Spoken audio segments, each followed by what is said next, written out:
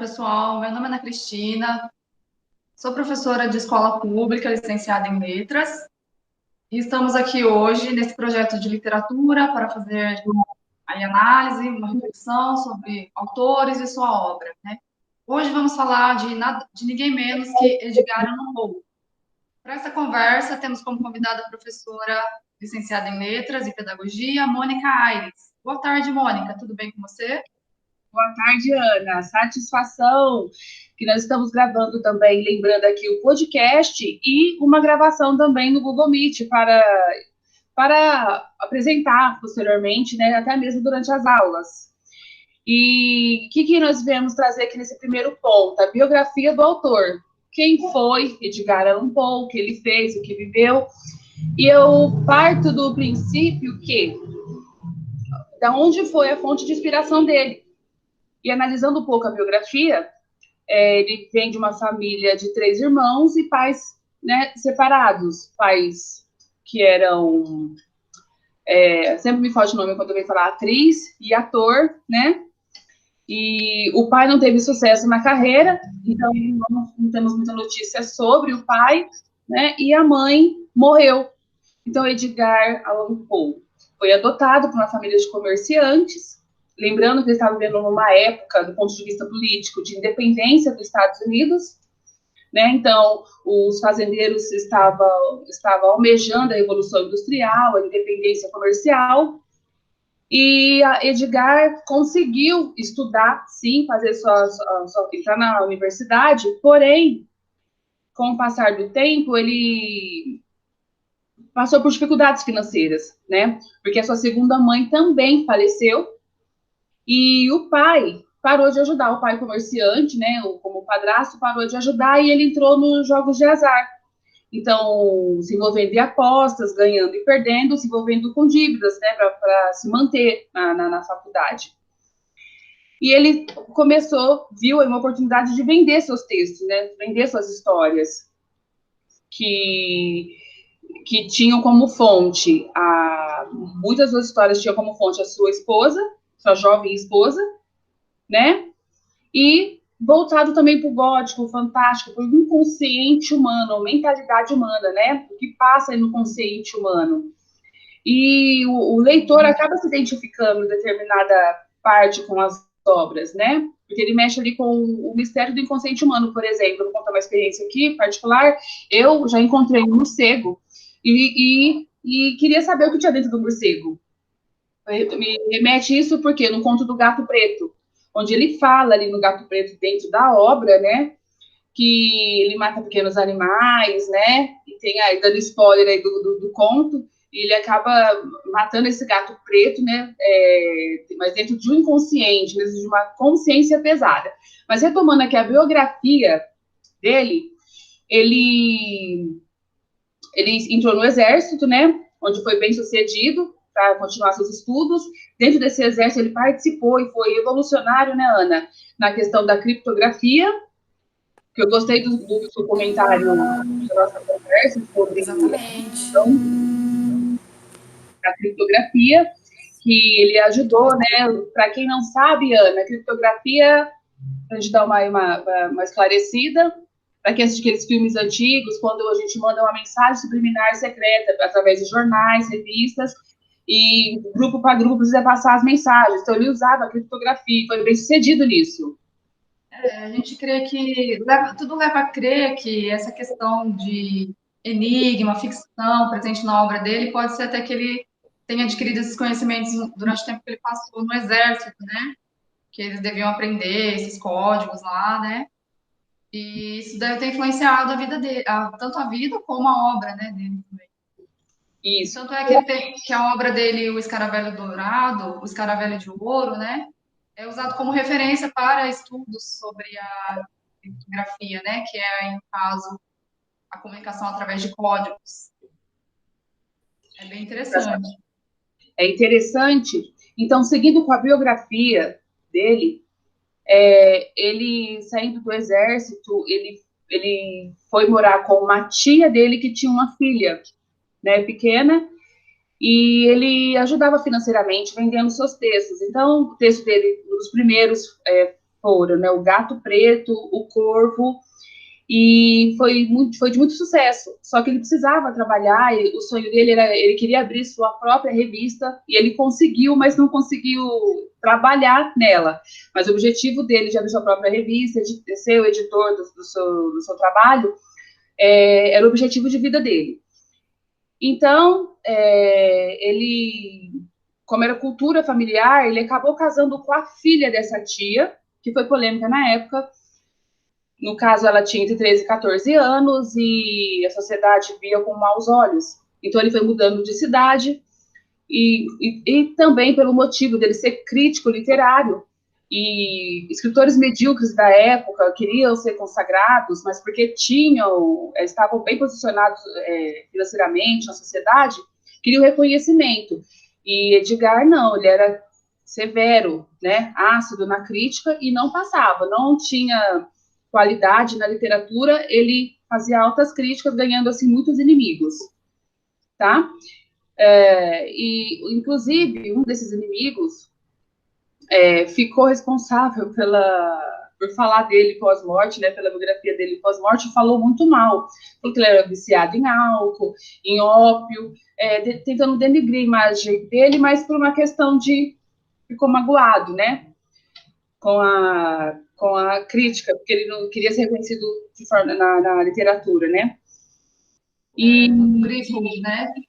Esse escritor Griswold, ele foi aí eleito como testamenteiro do Poe, né? Quando ele morreu, quando ele faleceu, e ficou responsável pela sua biografia, pela sua obra também, né? E aí teve toda uma consequência, né? Na carreira do Poe depois da morte dele, né? Ele e é uma coisa que é até uma coisa que gera até mal entendidos até hoje, né? A biografia do Poe é uma biografia controversa, né? Cheia de controvérsias, tem várias teorias devido aos boatos levantados pelo Griswold, que é o inimigo dele, né? Que após a morte do Poe, ele fez questão de denegrir a obra e a imagem, a vida do Poe, né? Assim, a pessoa dele, né? E aí o Poe caiu no esquecimento, né? Lá nos Estados Unidos, né? Na América do Norte. Acabou caindo no esquecimento devido a esses boatos, essas críticas todas que o Griswold fez sobre ele. E aí conta pra gente, Mônica, como que o Poe voltou, a literatura do Poe voltou aí à tona, como que foi isso? Porque Legal. como que aconteceu isso? O escritor francês se identificou com a fórmula, né, que Edgar Allan Poe tinha para escrever seus contos, né, explicando o efeito e depois a causa, através dos navios marinheiros que traziam os jornais dos Estados Unidos para a França. E, Ana, fugiu o nome desse famoso escritor francês? Ah, o Baudelaire. Baudelaire. O Baudelaire, ele traduziu os contos de Edgar Allan Poe e, inclusive, também incrementou alguns termos, porque Edgar Allan Poe tinha uma forma de escrever, né? Uma fórmula para cada termo dele causar um efeito, né, no leitor. Então, as traduções do francês para a América acrescenta termos e modifica palavras de Edgar Allan Poe.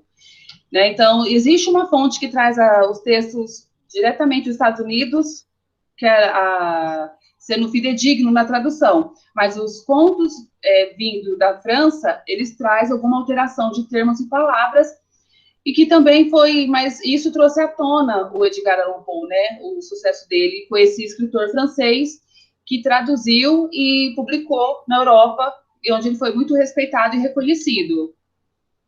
Exatamente. Os franceses tinham um mau costume, né? Dizer assim, era um serviço e ao mesmo tempo um desserviço, né? Foi isso com a obra do Poe, porque eles tinham o costume de melhorar os textos, né? De dar uma melhorada nos textos, e aí onde acabou meio que perdendo as características do Poe, né? Então, Isso. por isso que muitos falam, né, que é melhor a gente tentar ler o original, né, para não perder a essência do autor, né, toda essa essência que o autor possuía, né. Mas foi uma chave para o reconhecimento desse grande escritor Edgar Allan Poe. A sua morte, ele tem rodeada por mistérios, porque ele foi encontrado na beira de um rio, não com suas roupas, com as suas roupas de praxe, e tudo aparentou que tem acontecido ali, teria acontecido ali um assalto, né? E ele não estava com suas roupas originais. Então ele ficou um tempo internado e veio a falecer jovem, né? Por volta aí de 40 anos. E deixou todo esse material para nós podermos estudar, né? E conhecer essa questão aí do romântico, gótico, fantástico da mente humana. Eu queria trazer aqui para uma análise o conto do Gato Preto, né? Onde ele fala, né? Que ele, na verdade, é um peso na consciência. Ele precisa confessar um crime porque ele está sendo perturbado mentalmente com aquele peso na consciência, onde ele, ali no conto, consta ali maltratos a animais, crime contra animais, feminicídio, que são temas atuais até hoje. Então, ele mata o gato, dando spoiler, aí o gato, aparece um outro gato com as mesmas características, e com o desenho no peito de uma corda, né, porque ele matou o gato enforcado numa árvore, aparece, e tirou um olho do gato. Aparece um outro gato, sem o olho, mas com desenho no peito branco, com formato de uma corda, tipo assim, pesando a consciência, denunciando a consciência do que ele fez com o animal. E a todo tempo no conto ele é perturbado, atormentado. E ele acaba matando a sua esposa, que também, retomando aqui, ela é o motivo da escrita dele, a bela, jovem, muito bonita, dentro do conto, e ele não enterrou o corpo no chão, né? Ele enterrou o corpo na parede, em pé. Então, tipo assim, é quase um crime perfeito se não fosse a consciência dele denunciando o ato. E muitos filmes, novelas e você vê as histórias retomam essa cena. Eu já assisti outros filmes, histórias de terror que retomam essa cena. E ele escreveu isso lá em 1800, né, Ana? Inclusive, retornando aqui, que não é Sherlock Holmes, né, que é o precursor do conto de investigação detetive, né? Exatamente. O Poe, ele é tido aí como precursor de muitas coisas, né, na literatura, né? Como, por exemplo, a literatura de ficção, o horror, suspense, né? E os tramas de detetive, que o detetive tem um ajudante, como Sherlock Holmes. Muitos pensam, por ser uma história antiga, pensam que Sherlock Holmes foi o primeiro detetive famoso aí da literatura, mas não, né? Poe, que, na verdade, inaugurou esse tema, né, na literatura norte-americana, né? E aí ele tem até um manuscrito dele, né, onde ele explica como escrever, né, o método que usa para escrever seus contos, né, e é utilizado até hoje pelos escritores, grandes escritores aí, né, que ele diz, nesse manuscrito ele diz que as histórias devem começar pelo final, né, os autores devem começar as histórias pelo final, pela intenção, né, pelo efeito que ele quer causar no leitor. E depois, então, escrever o começo, né? E construindo toda essa trama. Isso, e como argumento, tem um texto do escritor Sherlock Holmes que fala de um personagem da obra de Edgar Allan Poe. Quer dizer, ele cita o nome de um personagem da obra anterior de Edgar Allan Poe para escrever seus textos. Reforçando aí de quem inaugurou essa questão de investigação. Do Pan, né? E o personagem do Pan, do Allan Poe. Exatamente. Aí já traz essa evidência, né? Que muitas vezes as pessoas não percebem, né? Bom, a biografia do Allan Poe ela é cheia de controvérsias, como já temos aqui, né? Muito polêmica. Então, é preciso ter bastante cuidado na hora de pesquisar sobre isso, porque tem muita coisa controversa na internet, nos canais digitais aí, hoje em dia, né? Até livros, biografias publicadas mesmo, por editoras conceituadas, né? Mas que, se a gente for pesquisar a fundo, nós vamos ver que tem muita balela, né? E tem uma biografia até que na minha curadoria que eu encontrei, eu gostaria até de indicar para quem tiver interesse em saber mais sobre a vida desse autor, né? É uma biografia crítica do autor Arthur Robinson Quinn, né, que é baseada em documentos, é uma biografia toda documentada. Esse autor teve um cuidado de fazer uma pesquisa, de ir nos lugares realmente que o povo esteve, né, buscar documentos, comprovações, ele foi no cartório, buscou documentos do casamento dele com a prima dele, né, teve acesso também a cartas que ele enviava para os amigos, né, para a família, que estão em museus hoje, e notícias de jornal também. Então, ele fez uma pesquisa toda baseada mesmo em documentos. Então, ele se preocupou em ter um retrato fidedigno aí da vida do Paul, né? E tentar aí apagar um pouco essa má impressão que foi deixada por essa crítica, né? Daquele inimigo dele que impunha, né? Que quis denegrir a imagem dele, né? Que existe muita polêmica sobre a imagem do Paul. Dizem que ele era bêbado, que ele era comedor de ópio, né? Viciado em jogo, mulheres, né? Que matava animais, que ia ficar desenhando túmulos em cemitério, né? Que nessa biografia do Robinson Quinn, a gente vê que não era nada disso, né? É muito boato, muita especulação mesmo. Então é importante a gente tomar bastante cuidado quando for pesquisar sobre o Paul, sobre a vida dele, né? Sobre a obra dele. Essa obra é mais fidedigna, sim, foi reconhecida, como a Ana mesma disse, através de documentos. Ô, Ana, entrando então na segunda obra do Edgar Allan Poe, que é o Corvo, né? Retomando aqui que o Corvo também é um relato de uma consciência pesada, onde tem um pássaro negro, né, que vem rondar ele às noites, e retomando aqui que o Poe falava muito da sua esposa, que era jovem, bela, e na vida real a esposa dele morreu com 25 anos, né? Então ela vomitava sangue, então ficou assim, né, durante as leituras, que é uma inconformidade de uma jovem bela mulher morreu com apenas 25 anos, né? E onde também foi fonte de inspiração para Poe escrever suas obras. Queria que você comentasse um pouco sobre o Corvo. Sim, o Corvo foi um poema escrito em 1945, né? Poucos anos antes da morte do Poe aí. E é uma das suas obras mais importantes, vamos dizer assim, mais famosas, né? Conhecidas no mundo todo. E assim, ele se preocupou muito com no Corvo, a gente consegue enxergar claramente, né, assim, as características da obra do Poe, né? As características principais da obra dele, ele escolhia as palavras a dedo, né? Preocupava muito com a sonoridade dos poemas, né? Em criar rimas perfeitas, né? E essa denúncia, né, do inconsciente, né? Essa denúncia da consciência pesada, né? Essa fórmula que ele repete nos seus contos, né? Eu queria falar um pouquinho aqui da estrutura, e do ritmo também, né? E ele se preocupava muito com o ritmo, porque quando a gente vê no final do poema, quando ele fala nevermore, nevermore, nevermore, repetindo várias vezes, né? Criando um efeito de sentido, né? Um ritmo para o poema, né? Trazendo esse sentido de melancolia, né? De luto mesmo, né? De uma pessoa que está enlutada ali, né? Verdade. Então, ele se preocupava muito com as sensações que as obras dele iam provocar no leitor, né? Ele é um grande mestre por isso, né? Ele sabia fazer isso muito bem, né? Imprimir isso no leitor que atravessou gerações, né?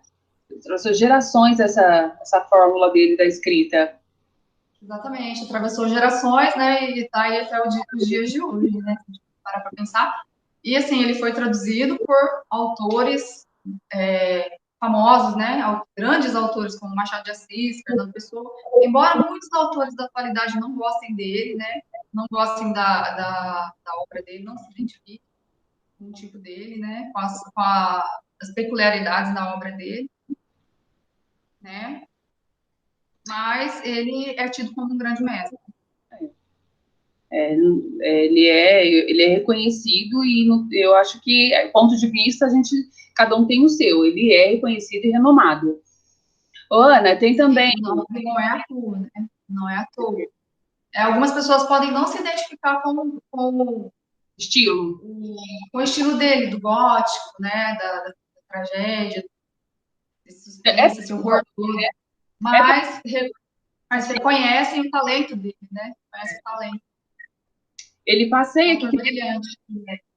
Passear pela mente humana é perturbador. Você se reconhecer, se olhar no espelho e saber que você pensou aquilo um dia, passou aquilo pela tua cabeça, ele conseguiu colocar no papel aquilo. Né? Então, Exatamente. eu me identifico muito, gosto e me identifico. Então, retomando. Acho que é preciso uma análise mais profunda para a gente tentar entender também o que ele queria passar com tudo isso, né? O que Sim. ele queria passar com essas obras, né? Analisar, assim, refletir de uma forma mais análoga, né? Essas obras do autor. Sim, Fazer passando analogia. pelo conto O Coração Delator também, que tem a questão de confessar um crime da mente, a mente perturbada, e ele precisava confessar um crime, então ele acabou revelando, que repete essa fórmula dele nos contos, e o conto Gato Preto, eu como professora particularmente pretendo trabalhar ele também numa outra dinâmica, verificando ali a penalidade do ponto de vista criminal, do ponto de vista psicológico, né? Retomar ali umas análises que cabe penalidade da lei brasileira, né? A capacidade da mente humana ali, né? Como poderia ser classificada essa capacidade de fazer o que ele fez no conto, e dá para explorar nas outras aulas. E aí, Ana, caminhando para as conclusões finais.